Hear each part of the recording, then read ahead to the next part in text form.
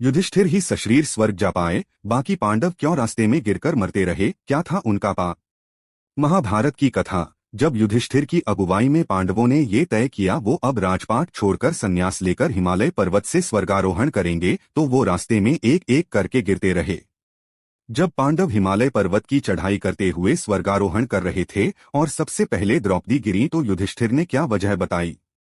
फिर सहदेव और नकुल ने गिरकर प्राण छोड़े। आखिर में युधिष्ठिर को सशरीर स्वर्ग जाने में क्या अड़चन आई। युधिष्ठिर ने एक दिन हस्तिनापुर में तय किया कि अब राजपाट छोड़कर हिमालय होते हुए स्वर्गारोहण करेंगे। जब रास्ते में चढ़ाई शुरू हुई तो पांडवों ने ये सोचा कि वो सभी शरीर के साथ स्वर्ग पहुंचेंगे, लेकिन ऐसा नहीं हुआ। हर पांडव के हिस्से में कुछ ऐसे पाप थे जिससे वो रास्ते में गिरकर मरते रहे। केवल युधिष्ठिर ही बचे रहे। आखिर ऐसी क्या बात थी कि वो बचे रहे और उनके सभी भाई और पत्नी द्रौपदी को प्राण गंवाना पड़ा। तो उस दिन पांडवों ने अपने जीवन की वो चढ़ाई शुरू की जिसे उन्होंने बहुत आसान मान रखा था, लेकिन ऐसा हुआ ही नहीं, बल्कि उनके सारे घमंड इसी रास्ते में टूटे।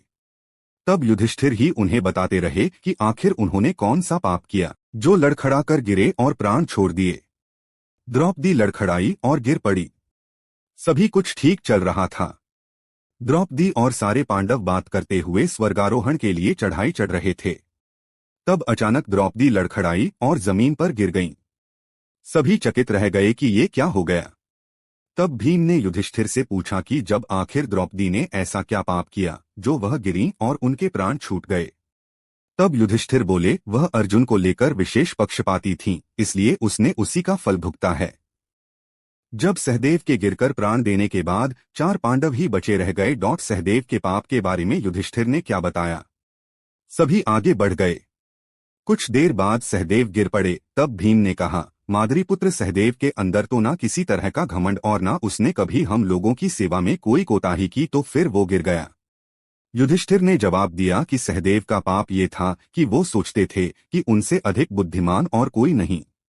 तीसरे नंबर पर रास्ते में नकुल गिरे। उसके बाद नकुल गिरे। भीम ने फिर सवाल किया कि हमारा ये भाई तो कभी धर्म से अलग नहीं हुआ, हमेशा हमारी आज्ञा का पालन किया, फिर वो क्यों गिरे।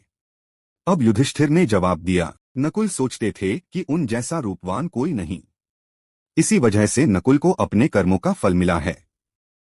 फिर अर्जुन ने भी प्राण छोड़ा। सभी बचे पांडव शोकाकुल थे। सभी को लग रहा था कि पता नहीं कब किसका नंबर आ जाए। अब तो केवल युधिष्ठिर, अर्जुन और भीम ही बचे थे। कुछ देर जाने पर अर्जुन गिरे और प्राण छोड़ दिया। अब दुखी भीम ने पूछा, भाई युधिष्ठिर अब ऐसा क्यों हो गया। अर्जुन ने तो कभी झूठ नहीं बोला, फिर ये दशा क्यों हुई। युधिष्ठिर बोले, अर्जुन हमेशा घमंड किया करते थे कि एक ही दिन में सभी शत्रुओं का नाश कर देंगे, परंतु कभी ऐसा कर नहीं सके। घमंड ही उनका पाप था।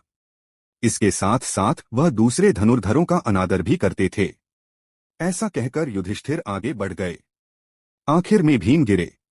अब भीम भी जमीन पर गिर पड़े। गिरते गिरते बड़े भाई से पूछा, महाराज मैं भी गिर पड़ा हूँ, मैं हमेशा आपका प्रिय रहा, आखिर मेरी ये हालत क्यों हो गई। युधिष्ठिर बोले, तुम बहुत अधिक भोजन किया करते थे, हमेशा अपनी ताकत पर कुछ ज्यादा ही घमंड करते थे।